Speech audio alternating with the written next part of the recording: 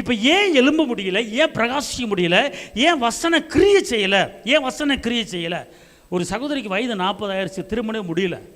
அப்போ திருமணம் முடியாமல் இருக்கும்போது எல்லாரும் என்ன 40 ஆச்சு முடியல, என்ன 40 முடியலன்னு சொல்லி அவங்க பேரண்ட்ஸ் ரொம்ப டார்ச்சர் பண்ணிக்கிட்டு இருந்தாங்க. அப்போ அவங்களுக்கு ஒன்றுமே புரியல. அப்போ ஒரு வசனம் அவங்க கண்ணு முன்னால் வந்துச்சான். மனிதன் தனிமையாக இருப்பது நல்லதில்லை கன்று துணையை ஏற்படுத்தின கர்த்தர் உனக்கு ஒரு துணையை ஏற்படுத்துவார் அப்படிங்கிற வசனம் அவங்க கண்ணு முன்னால் ஓடிட்டே இருந்துச்சான்.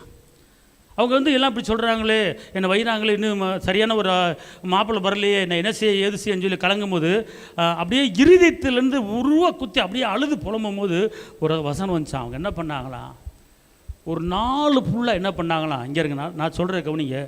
மனிதன் தனியாக நல்லதில் கண்டு துணை ஏற்படுத்தினார், எனக்கு ஒரு துணையை கர்த்தர் ஏற்படுத்துவார்.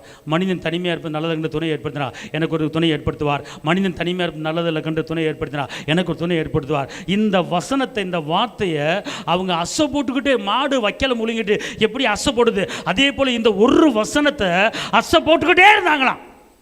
இப்படி வசனம் கிரியை செய்யும், இந்த வசனம் இப்படி இருக்கிறது, என் வாழ்க்கையில் அற்புதம் நடப்பதாக என்று இந்த வசனத்தை அவங்க சொல்லிக்கிட்டே இருந்தாங்களாம். பாருங்கள், நடந்த காரியம் என்ன, வீடு தேடி நான் கல்யாணம் முடிச்சுக்கிறேன்னு சொல்லி ஒரு பெஸ்ட்டான ஒரு மாப்பிள்ளை என்ன செஞ்சாராம், வந்தாராம். இப்போ கல்யாணம் முடிச்சு அவங்க ரொம்ப சூப்பராக அழகாக இருக்கிறாங்க, எந்த பிக்கல் புடுங்கல் கிடையாது, அந்த வீட்டுக்கு ராணி மாதிரி என்ன செய்கிறாங்க இருக்கிறாங்க. ஏன்னா கர்த்தர் ஒரு மாப்பிள்ளையை பார்த்தாருன்னு அற்புதமாக இருக்கும்.